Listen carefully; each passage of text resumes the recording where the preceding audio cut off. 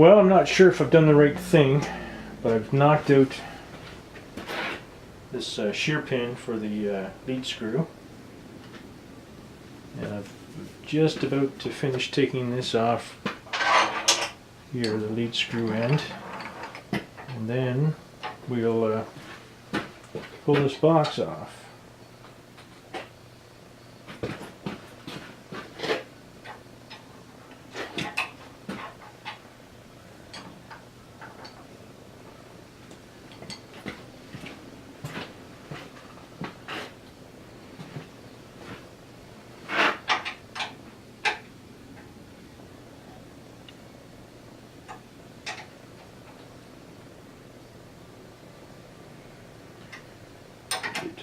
Go the right way.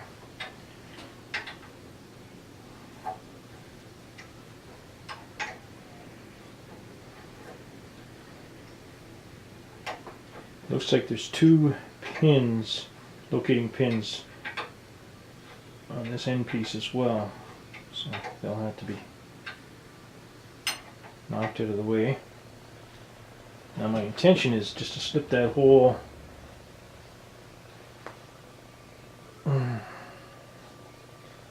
apron assembly over these two screws, hopefully without screwing things up.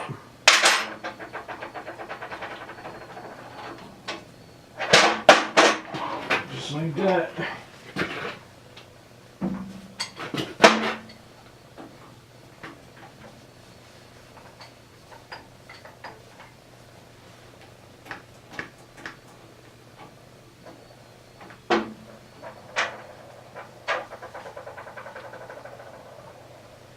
Oh dear, something seems to be stopping it. What's stopping it?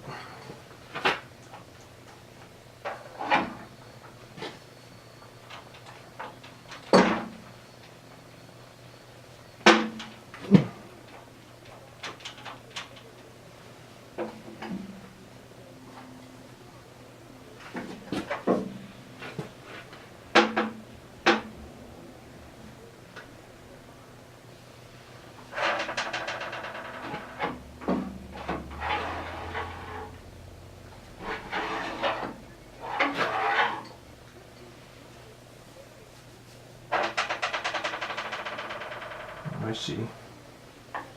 So now that has to come off as well. Well, let's go back on.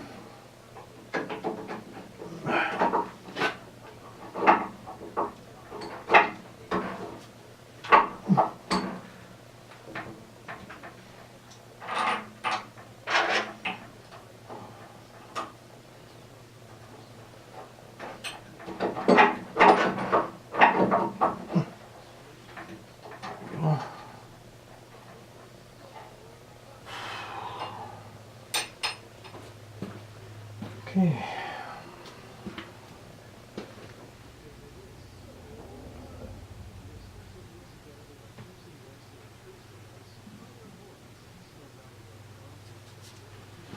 Let's see what we got here.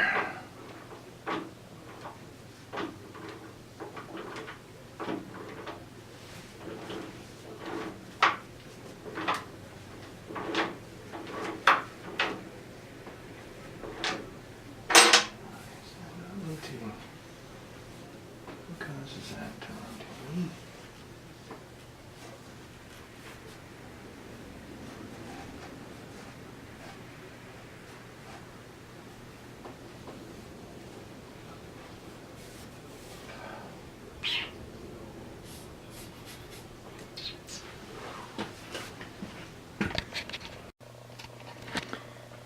Okay, here's where we are today. I took the saddle assembly off the lathe. I attempted to take the apron off, but ran into difficulties with removing the shear pins from the lead screw and the feed shaft. So what I've done is I inspected all the gears in it. They seem to be okay. Everything's pretty good. Actually, not even all that dirty on the inside, surprisingly. So I'm going to leave it on the bed the way it is right now. I'm going to clean off all the old paint, and I'll paint it in situ, as it were. The same with the quick change gearbox, because it too is connected to the lead screw and feed shaft. I replaced these gears. They were off the other lathe. The other one had kind of a patch so that you could do metric and imperial. So it now is on this machine over here, and I transferred these over. So this will be just as it's indicated on the placards here in terms of thread pitches, and yeah, the feed reverse will work correctly now. It'll be in the right direction. I had to clean up the feed selector knob here. What they'd done is somebody put a steel pin in where the shear pin's supposed to be, and they ran into troubles later on down the line. So it was a little bit galled up, so I took it off and I removed the burrs and cleaned up the inside bore on the gear. Now it all works pretty good. So that's where we're at with this. I've removed pretty much everything from it that's going to be removed.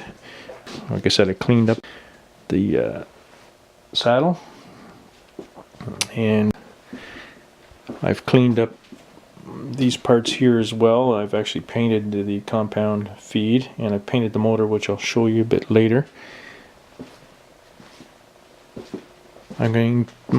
Today's objectives are to dismantle the tailstock and clean and paint it and the cover here, and also I'll do the cross slide base as well, swivel base. It needs to be, well, it's cleaned, so it needs to be degreased and painted as well. So that's where we're at. Well, I was going to do some painting, but it's snowing. Imagine that. Well, I did some rethinking about the VF, the variable frequency drive. I was going to use the same drive for both my surface grinder and for my lathe, but they're set up differently.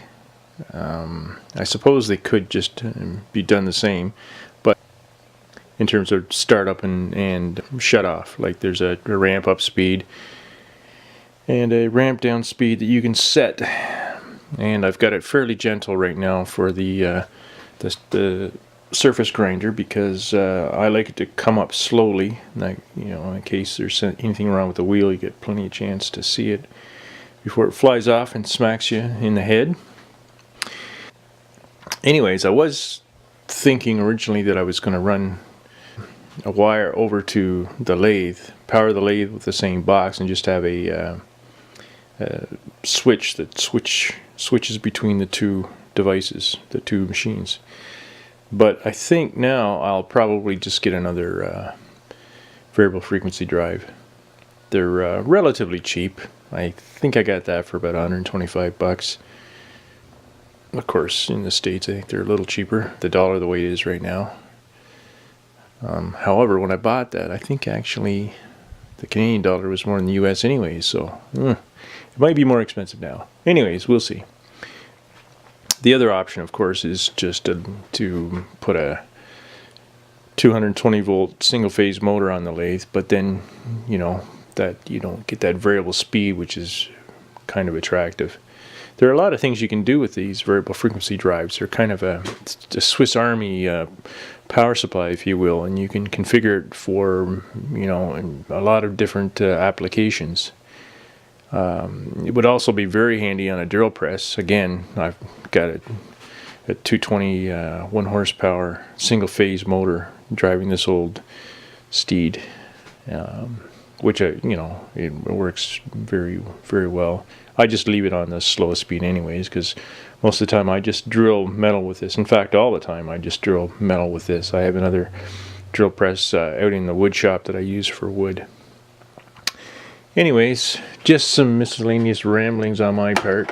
Of course, you can take this out and get an extension for it, and you can put this elsewhere. So this is the only thing you have to mount on the lathe or the machine. You know, for convenience, I just have it right here beside it anyways, and it's up out of the way. That's the best I could do so far. What I really don't like about it is there's not much support for the wires, so I just wikied up that, and I have it in place for now. It's not going to be the final thing. It was just more or less to get this thing operational, see what I had to do with it. Anyways, that is one of the things I got in the works, I suppose. Back to this, I've got a few more parts stripped off. What I'm doing is all the parts that I can remove, I'm going to paint separately. I got the cover off, and it had 4 layers of paint on it. It looks like this initially came out of a school with the initials BEBS. It was inscribed under the layers of paint on the cover. Anyways, I got those off. One little bit of information that might be helpful. I've found that if you use brake cleaner, it's gentle enough that you can strip away the newer paint and leave the paint on the plates more or less intact. As long as you're careful and you do it in stages, it comes out nicely. So it is possible to remove all the crud on the plates and bring them back to the way they're supposed to be. Another thing I found too is these drive screws are a pain in the rear end to get out. The best way that I've found to do it so far is if you have a hole through the back, obviously you just knock it through with a punch that's about the same diameter as the drive screw. That actually works pretty good, and you have the benefit of having the drive screws available for the next time if you so desire. Although I'm strongly thinking I'll put a small tap, either an M3 or a 440 screw in place of those drive nuts, so that the next time, if there is a next time, by whoever else has the lathe, they can just take them out. They'll thank me. What else was I going to say? So that was my plan for today, was to do some painting. I would like to get this back together. Another thing is I replaced this, it had a Gitz oiler, I think that's what they're called, an oil cup, whatever. Anyways, I replaced it with a Zerk. Now I bought a range of them, and what I did is I found one that was slightly bigger in diameter than the hole that this went into, and I turned it down on the other lathe until it was an interference fit, and I shoved it in. And of course now you just force the oil down through the Zerk. I think it's actually a better setup than the other one. It was hard to get at the other one, you know, it was in there. There's a few that were kind of bashed up on this one. This one is not in all that great a shape either. I may do the same with that. In fact, I probably should do them all so that they're all consistent. However, for this one it'll have to stay the way it is. And these are a little hammered too. And on the saddle base plate, they're mashed to hell. I don't know. Students, they're pretty rough on things. Anyways, that's an update for now. Anyways, that's it for now. Talk to you later. Bye.